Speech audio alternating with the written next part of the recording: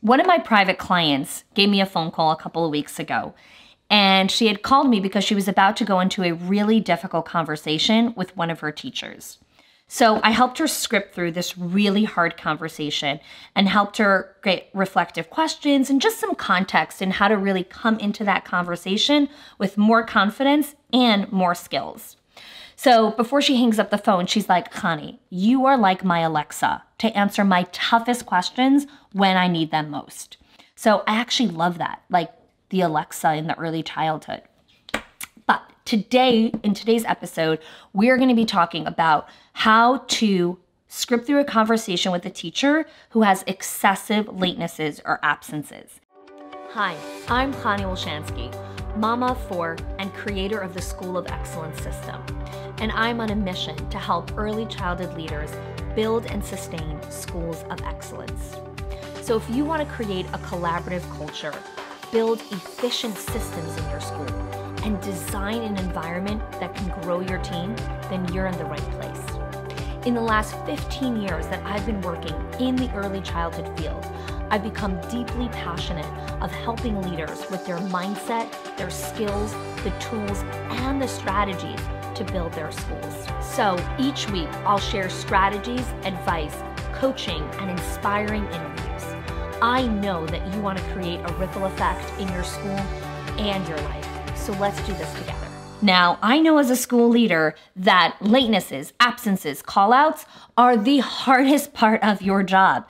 You go to sleep at night and you're like, okay, I hope tomorrow everyone's fully staffed. And then you wake up at 6 a.m. and the first thing you do is you check your phone and you're like, oh my gosh, 5 teachers are calling out late today, or 3 teachers have a headache. Not fun. Or a couple people are stuck in traffic.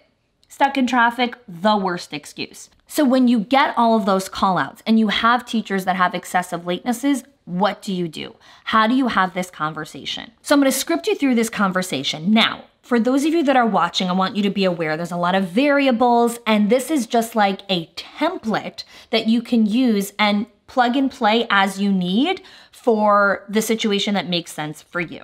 So let's say you bring in Sarah, and she's a teacher that's had a lot of latenesses in the past. And so you bring her into your office to have a conversation with her. So you start off the conversation by bringing her in and saying, "Hey, Sarah, it's great to see you, and I'm excited that we have a chance to talk today. And I know that over the past couple of weeks, things have been a little bit challenging with your husband out of town, and I know that you're juggling all 3 kids at home in the morning routine, and it's tough. That I can't imagine that that's easy." Pause. Let her process. Let her digest that you're validating and you're empathetic and you understand the challenge of being a single mom with 3 kids trying to get out of the house in the morning to get to work on time. That is daunting even when you have full-time cleaning help and a husband helping you. It is hard to get out of the house, especially when you're all alone. Then you want to take it a step further and really try to connect with her. Now, of course, only do this if this is true. But you could say something like, I remember 15 years ago when I was raising little kids. And sometimes in the morning, just trying to find their shoes could take 30 minutes. And it's so frustrating when you really have this time clock that you've got to get out to. And here's what I know about you also. When you're here, you add so much value to the classroom. The children are so lucky to have you. The way that you play with the children, the way that you engage with the children, you are such a tremendous asset to our business. Remember what you just did here. You validated how hard it is to get out of the house in the morning. You raised her self-esteem by telling her, when you're here, girl, you are amazing, okay? So right now she's viewing herself in a very positive light. You've validated her and you've shown her that she's awesome. Great. Now we're ready to go into what it is that we're trying to work on. When you make a transition, a super important piece to remember is we never say but, ever. Remove that from your vocabulary. When you're having a conversation with a teacher and you're making a transition to something that's more challenging, so you say and you tell her, and coming on time is an integral part of the classroom running effectively and efficiently. And like I was saying before, I know that mornings are so hard for you. So today I wanted to connect with you to have a conversation about how I can support you in getting here on time.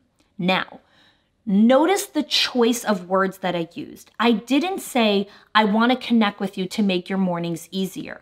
Guess what? You can't make her mornings easier. She's got 3 kids under 3, no help, no husband at home. It's going to be hard. There's nothing that you can do to make it easier unless you're ready to hire 3 nannies to come in and help her, 1 per baby. So it's not about making it easier for her. It's about telling her, I'm here to support you, and we need to figure out a strategy to get you here on time, right? So many times we think our job as parents is to protect our kids from disappointment or to make sure their lives are easy. Life is not easy.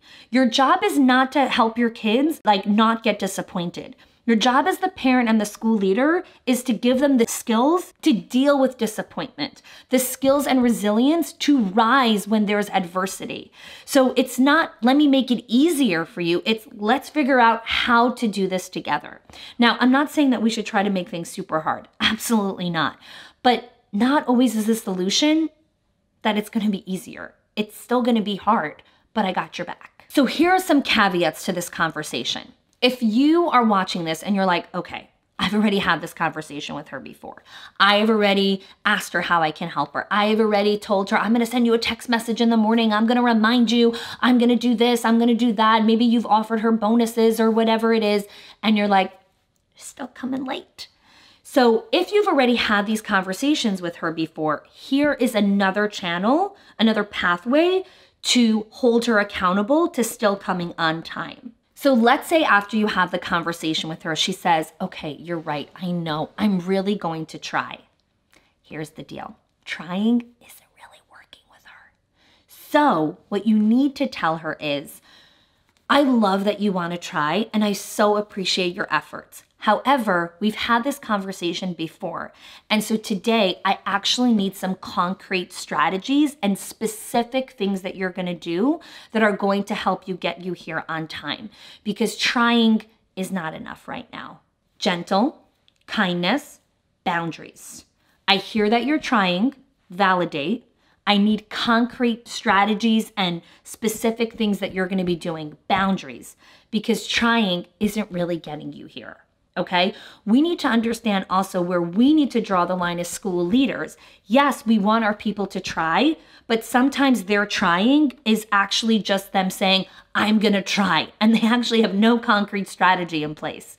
And that's where you are going to have the conversation and maybe give some suggestions of concrete ways that they can get here on time. Now, let's say she has no ideas, right? She has no ideas of how to get here on time. That's fine. That's why you're having the conversation with her. Come prepared with some strategies of how you can help her even, or she can help herself get here on time. So one of the things you want to be mindful of when it comes to attendance and punctuality and all of that is that for some people, it's in their DNA. Like they're just not going to be late, or they get major anxiety and panic attacks if they're going to be coming late. And you know, everything's got its plus side and its minus side. But for some people, it's a massive struggle. We want to validate that struggle and hold them accountable.